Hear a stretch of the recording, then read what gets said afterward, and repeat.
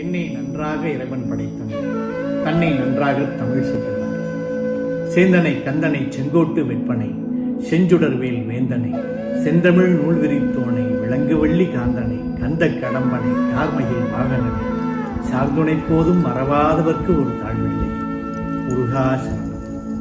மலேசியாவில் உள்ள இந்து பெருமக்கள் அனைவருக்கும் என்னுடைய பொன்னான வணக்கம்.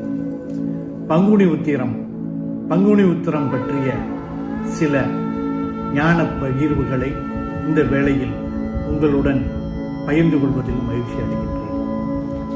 இன்றைய இக்கட்டான காலகட்டத்தில் COVID-19 என்ற கொடிய தொற்று நோயின் காரணமாக அனைவரும் தனிமைப்பட்டு தத்தமது இல்லங்களில் இருக்கக்கூடிய தருவாயில் சுவாமி விவேகானந்தர் சொல்லிய ஒரு மகா வாக்கியம் தான் ஞாபகம். தனித்திரு, பசித்திரு, விழித்திரு என்ற அந்த 3 வாக்கியங்கள் உண்மையிலேயே பார்க்க போனால் நாம் இன்று தனித்திருக்கின்றோம். மனதளவில் தனித்திருக்கின்றோமா? வீடுகளில் தனித்தனியாக இருக்கின்றோம், 1 மீட்டர் இடைவெளி விட்டு இருக்கின்றோம். ஆனால் நமக்குள்ளாக, நம்முடைய உள்ளுணர்வுக்குள்ளாக ஆத்மார்த்தமாக தனித்திருக்கின்றோமா? சிந்தித்து பாருங்கள். விழித்திருக்கின்றோமா? நாம் விழித்திருக்கின்றால் கண்களை விழித்துக் கொண்டு இருப்பதில்லை, நம்முடைய மனங்கள் விழித்திருக்கின்றதா? யோசித்து பாருங்கள். நம்முடைய பழைய பக்தி இலக்கியங்கள், நல்ல நூல்கள், இவைகளெல்லாம் நமக்கு நல்ல வாழ்வை சொல்லித் தந்தன. ஆசாரக்கோவை என்ற ஒன்று உண்டு. 14 கீழ்கணக்கு என்ற நம்முடைய பழந்தமிழ் இலக்கியத்தில் ஆசாரக்கோவை என்ற அந்த பழந்தமிழ் பாடல்களை பெருவாயின் முள்ளியார் என்ற பெரும்புலவர் பாடியுள்ளார். நீராடி கால் கழுவி வாய்பூசி மண்டலம் செய்து உண்டாரே உண்டார் எனப்படுவார், அல்லார் உண்டார் போல் வாய்பூசி செல்வர், அது விடுத்து கொண்டார் அரக்கர் குறித்து என்பார். நீராட வேண்டும், கால் கழுவ வேண்டும், வாய்களை துடைக்க வேண்டும், உணவை மண்டலம் செய்ய வேண்டும், உணவை சுற்றி அந்த நீரை மண்டலமாக சுற்ற வேண்டும். இதையெல்லாம் செய்துவிட்டு உண்பவரே உண்பார்கள், அதை செய்யாதவர்களை யமன் உண்பான் என்று ஆசாரக்கோவை சொல்கின்றது. இன்றைக்குத்தான் நம்முடைய பழந்தமிழர்கள் கூறியபடி வேப்பிலையையும் துளசியையும் மஞ்சளையும் நம்முடைய மக்கள் நினைக்க ஆரம்பிக்கின்றார்கள். தனித்திரு என்று சொல்வது நாம் தனியாக இருக்க வேண்டும், நம்முடைய மனம் தனியாக இருக்க வேண்டும், விழித்திருக்க வேண்டும், பசித்திருக்க வேண்டும். பசி என்றால் வயிற்று பசி மட்டுமல்ல, ஞானப்பசி. அந்த ஞானப்பசி இந்த வேளையில் எல்லோருக்கும் இருக்க வேண்டும். ஞானத்தை தேடி, நல்ல நூல்களை தேடி நாம் படிக்க வேண்டும் என்ற தனிமைப்பட்டு இருக்கக்கூடிய இந்த காலகட்டம். தமிழர்களுடைய வாழ்க்கை முறை என்பதே இயற்கையோடு ஒத்துப்போவதுதான். தமிழனுடைய சமயம், தமிழனுடைய வாழ்க்கை முறை இரண்டும் ஒன்றுதான். நம்முடைய தனிப்பெரும் கடவுள் முருகப்பெருமான். சேயோன் மேய மைவரை உலகம் என்பார் தொல்காப்பியர். முதலில் இந்த உலகத்தில் தோன்றியது குன்று, அதுக்கு அப்புறம்தான் வந்தது பாலைவனம், காடு, அப்படி முல்லை நிலம் என்று சொல்வார்கள். ஆகவே அந்த முதலில் தோன்றிய குன்றில் நாம் வழிபட்ட முதல் கடவுள் முருகப்பெருமான் மட்டும்தான். நாம் மாதம் கொண்டாடக்கூடிய திருவிழாக்கள் எப்படி அதை பார்க்குறாங்க, எப்படி கணக்கு பண்ணுறாங்கன்னு பார்த்தீங்கன்னா, ஒவ்வொரு மாதமும் வரக்கூடிய பௌர்ணமி வரக்கூடிய நட்சத்திரம் திருவிழாவாக, தேர் திருவிழாவாக கொண்டாடப்படுகின்றது. அப்படின்னு பார்த்தா, உதாரணத்துக்கு சித்திரா பௌர்ணமி, சித்திரை மாதம் வரக்கூடிய பௌர்ணமி திதியில், சித்திரை நட்சத்திரத்தில் வரக்கூடியது சித்திரா பௌர்ணமி. வைகாசி மாதம் வரக்கூடிய பௌர்ணமி திதியில் விசாக நட்சத்திரம் வரக்கூடிய நாளில் வைகாசி விசாக திருவிழாவை கொண்டாடுகின்றோம்.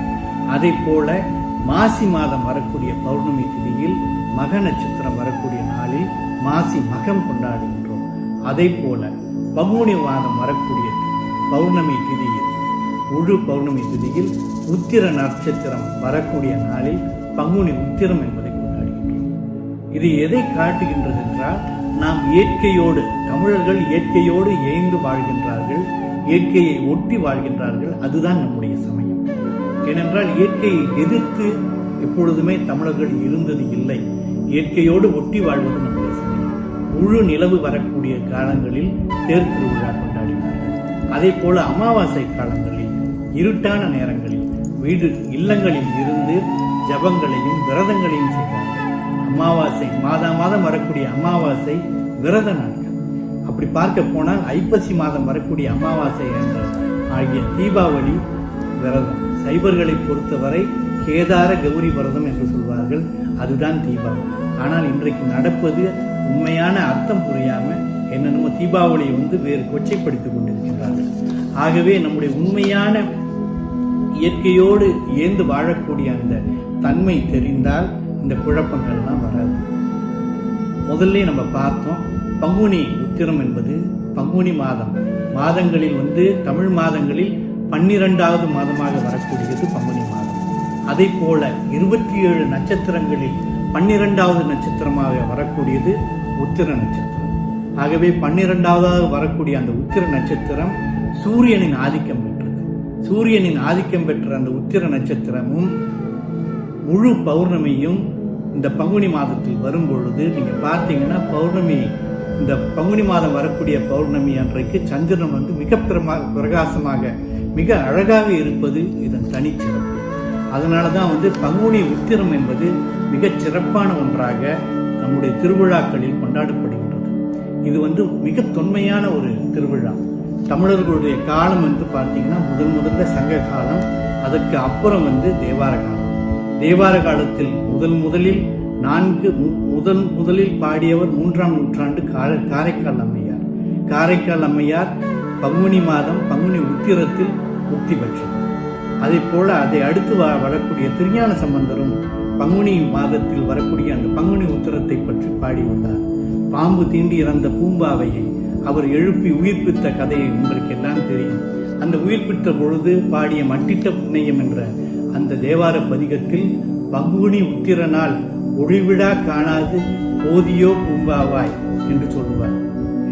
என்னவென்றால் பங்குனி உத்திரம் பார்க்காம போயிட்டிய பூம்பாவாய் அப்படின்னு அந்த மட்டிட்ட புண்ணியம் என்ற அந்த பதிகத்தில் அவர் பாடி பூம்பாவையை உயிர்ப்பிப்பதாக அந்த ஐதீகம் எல்லாருக்கும் தெரிந்த ஒன்று. அப்படி என்றால் நம்முடைய திருஞான சம்பந்தர் காலத்துக்கு முன்பே பங்குனி உத்திர திருவிழா கொண்டாடப்பட்டுள்ளது. அப்பர் பெருமானும் சொல்லுகின்றார், பங்குனி உத்திர திருநாள் திருவொற்றியூர் என்ற திருத்தலத்தில் சிறப்பாக கொண்டாடியதை கொடுக்கின்றார். ஒத்தமைந்த உத்திர நாள் தீர்த்தமாக ஒளி திகழும் ஒற்றியூர் என்று திருவொற்றியூர் என்ற அந்த திருத்தலத்தை பாடும் பொழுது பங்குனி உத்திரம் கொண்டாடிய அந்த திருத்தலத்தில் கொண்டாடிய விதத்தை சொல்லுகின்றார். சுந்தரமூர்த்தி நாயனாரும் அவர் துணைவியார் பறவை நாச்சியாரும் பங்குனி உத்திர விழாவை சிறப்பாக கொண்டாடியதாக பெரிய புராணம் சொல்கின்றது. இந்த பங்குனி உத்திர பெருவிழா நம்முடைய சைவ சமயத்தவர் மட்டுமல்ல, இந்து சமயத்தின் உட்பிரிவுகளான வைணவம், சாக்தம் போன்ற மற்ற உட்பிரிவுகளில் கூட இந்த பங்குனி உத்திர திருவிழாவை மிகச் சிறப்பாக கொண்டாடுகின்றார்கள். இதற்கு காரணம் நல்ல நாள், நல்ல நேரம். ஆகவே இந்த நேரத்தில் இறைவனை துதிப்போம். அந்த இறைவன் சக்தியாக இருக்கட்டும், சிவனாக இருக்கட்டும், முருகனாக இருக்கட்டும், எல்லாம் ஒரே இறைவன் தான். அந்த இறைவனை துதிப்பதற்கு ஒரு நல்ல நாள் என்று இந்த பங்குனி உத்திர பெருவிழாவை தேர்ந்தெடுத்தார்கள். முதல்ல பார்த்தோம்னா நம்முடைய தனிப்பெரும் கடவுளான முருக கடவுளை பற்றிய புராணங்களில் கந்த புராணத்தில் பங்குனி உத்திர அன்னைக்கு தான் முருகனுக்கு அந்த கிரௌஞ்ச மலை என்று சொல்லக்கூடிய, கிரௌஞ்ச மலை என்றால் தாரகாசுரன் போன்ற அசுரர்கள் எல்லாம் கிரௌஞ்ச மலைக்கு பின்னாடி போய் ஒளிஞ்சுக்கிட்டாங்க. கந்த புராணத்தில் நம்முடைய செய்தியின்படி இந்த அசுரர்கள் எல்லாம் இந்த கிரௌஞ்ச மலையில போய் ஒளிஞ்சுக்கிட்டப்ப முருகன் வேல் வாங்கி அந்த வேலால் கிரௌஞ்ச மலையை பொடி பொடியாக உடைத்தாராம். ஆகவே வேலால் பிளந்தாராம் கிரௌஞ்ச மலையை. அந்த நாள் பங்குனி உத்திர நாள். திருப்பரங்குன்றத்திலே தெய்வ யானையை கரம் பற்றியது இந்த நாள், நல்ல நாளில் தான். ஆகவே பங்குனி உத்திர திருநாளில் தான் கிரௌஞ்ச மலை என்பது ஆணவம். அந்த ஆணவத்தை அழித்து கிரியாசக்தியாகிய தெய்வ யானையை கரம் பற்றியது இந்த நாள். இந்த நல்ல நாளில்தான் மீனாட்சி சுந்தரேஸ்வரர் திருக்கல்யாணம் நடந்தது மதுரையில். ஆண்டாள் வைணவ பெருமக்களுக்கு எல்லாம் தெரியும். ஆண்டாள் தமிழை ஆண்டாள். அந்த ஆண்டாள் ஸ்ரீரங்க மன்னாரை திருமணம் புரிந்தது இந்த பங்குனி உத்திர திருநாளில் தான். மகாலட்சுமி அவதாரம் செய்தது இந்த பங்குனி உத்திரத்தில் தான். அர்ஜுனன் பிறந்த தினம் இந்த பங்குனி உத்திரத்தில் தான். தேவேந்திரன் இந்திராணி திருமணம் நடந்தது இந்த பங்குனி உத்திரத்தில் தான். காரைக்கால் அம்மையார் முக்தி அடைந்த நாள் இந்த பங்குனி உத்திரம். சிவன் மார்க்கண்டேயனுக்காக காலால் உரித்த நாள் இந்த பங்குனி உத்திரம். ராமன் சீதையை மணந்தது இந்த பங்குனி உத்திரம். லக்குவன் பரதன் சத்துருக்கன் இவர்களுடைய திருமணம் நடந்த நாள் இந்த பங்குனி உத்திரம். ஆகவே சைவம் மட்டுமல்ல, வைணவ சம்பிரதாயத்திலும் சாக்தத்திலும் இந்த பங்குனி உத்திர திருநாளை மிகச் சிறப்பாக சொல்கின்றார்கள். வைணவ பெருமக்கள் தீர்த்தவாரி என்று இந்த பங்குனி உத்திரத்தில் புனித நீராடுவது வழக்கம். சென்னை மயிலாப்பூர் உங்களுக்கு எல்லாம் தெரியும். மயிலை கபாலீஸ்வரர் திருக்கோயிலில் 63 நாயன்மார்கள் திருவீழு வீதி உலா வருவது இந்த பங்குனி உத்திர திருநாளில் தான். பழனியில் தேரோட்டம், பங்குனி தேரோட்டம் மிக பிரசித்தி பெற்றது. அதுவும் இந்த பங்குனி உத்திரத்தில் தான் நடக்கக்கூடியது. திருவாரூரில் மிக விசேஷமாக சிவபெருமானுக்கு இந்த பங்குனி உத்திரத்தில் பூஜைகள் நடத்துவது வழக்கம். மலேசியாவிலும் மாரானுக்கு பல லட்சம் மக்கள் நடந்து மாரான் மரத்தாண்டவரை தரிசிப்பதும், செந்தூர் முருகனுக்கு இந்த பங்குனி உத்திரத்தில் மிக சிறப்பாக விழா எடுப்பதும் மலேசியாவை பொறுத்தவரை இந்த பங்குனி உத்திர திருநாளில் மிகச் சிறப்பாக நடந்து வருகிறது. ஆகவே சைவ சமய பெருமக்களை பொறுத்தவரை இது திருவிழா மட்டுமல்ல, இது இன்றைக்கு கல்யாண சுந்தர விரதம் என்று மிகச் சிறப்பாக கல்யாண சுந்தரருக்கு விரதம் எடுப்பது வழக்கம். சரி, அப்போ அது என்ன கல்யாண சுந்தர விரதம் அப்படின்னு சொல்றீங்க அப்படின்னு கேட்டீங்கன்னா, கல்யாண சுந்தர விரதம் என்பது நிறைய பேர் நினைச்சிருக்காங்க திருமணம் நடப்பதற்காக இந்த விரதம் இருக்க வேண்டும், கல்யாண சுந்தரருக்கு விரதம் இருக்க வேண்டும் என்று சொன்னார். கல்யாண சுந்தரர் என்றால் மகிழ்ச்சியை தரக்கூடிய சுந்தரம். கல்யாணம் என்றால் மகிழ்ச்சி. ஆகவே மகிழ்ச்சியை தரக்கூடிய அந்த சுந்தரனுக்கு விரதம் எடுப்பது. மகிழ்ச்சி எதனால் ஏற்படுகின்றது? நல்ல இல்வாழ்க்கை துணை இருந்தால் மகிழ்ச்சி, வாழ்க்கையில் செல்வம் இருந்தால் மகிழ்ச்சி, வாழ்க்கையில் நோய் நொடி இல்லாமல் இருந்தால் மகிழ்ச்சி. ஆகவே இதெல்லாம் வேணுன்றவங்க இந்த பங்குனி உத்திரத்தில் கல்யாண சுந்தர விரதம் இருப்பது வழக்கம். இந்த விரதம் முருகப்பெருமானுக்கும் இருக்கலாம், சிவபெருமானுக்கும் இருக்கலாம். முருகன் வேறு, சிவன் வேறு என்று சொல்வது ஒரு முட்டாள்தனமான ஒன்றாகும். ஆகவே இந்த பங்குனி உத்திர நாளில் நன்றாக காலையில் குளித்துவிட்டு, விரதம் இருப்பது என்றால் பட்டினி இருப்பது இல்லை. ரொம்ப பேர் நினைக்கிறாங்க சாப்பிடாம இருந்தால் அது விரதம் அப்படின்ட்டு. உண்மையில விரதம் இருப்பது என்றால் இறை சிந்தனையோடு நம்மால் முடிந்த அளவுக்கு தேவையான உணவை மட்டும், நீரையோ உணவையோ ஆகாரத்தையோ எது ரொம்ப குறைச்சு, மினிமம் அப்படின்னு ஆங்கிலத்தில் சொல்லுவாங்க. ஆகவே மினிமம் ரிக்வயர்மெண்ட், தேவையான உணவு மட்டும் எடுத்துக்கொண்டு மிக ஒரு இறை சிந்தனையோடு இருப்பது தான் விரதத்தோட முக்கியத்துவம்.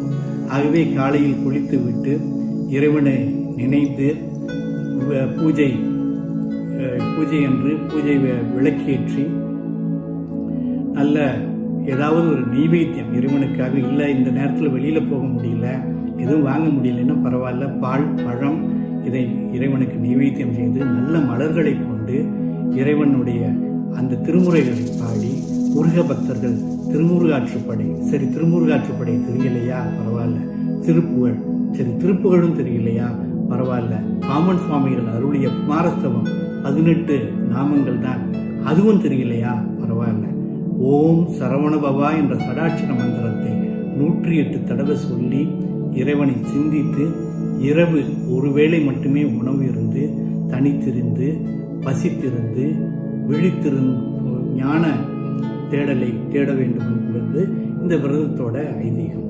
ஆகவே திருப்புகழ் பாடக்கூடியவர்கள், திருமணம் நடக்க வேண்டும் என்று நினைப்பவர்கள் நீலங்கோல் மேகத்தின் மயில் மீது என்ற திருப்புகழை பாடலாம். அதே நேரத்தில் இந்த நேரத்தில் எங்கு பார்த்தாலும் தொற்று நோய் மயமாக இருக்கின்றது. இந்த தொற்று வியாதிகள்லாம் வரக்கூடாது என்று நினைக்கிறவங்க மந்திர திருப்புகள் ஒன்று இருக்கு. இருமல ரோகம், இலகன் வாதம், எரிகுணநாசி உடமேனி என்று சொல்லக்கூடிய அந்த அருணகிரிநாதனின் திருப்புகழையும் இந்த நேரத்தில் பாடலாம். மற்ற மற்றும் திருநீலகண்டம் என்று சொல்லக்கூடிய ஞானசம்பந்தரின் அந்த பாடல்களையும் பாடலாம்.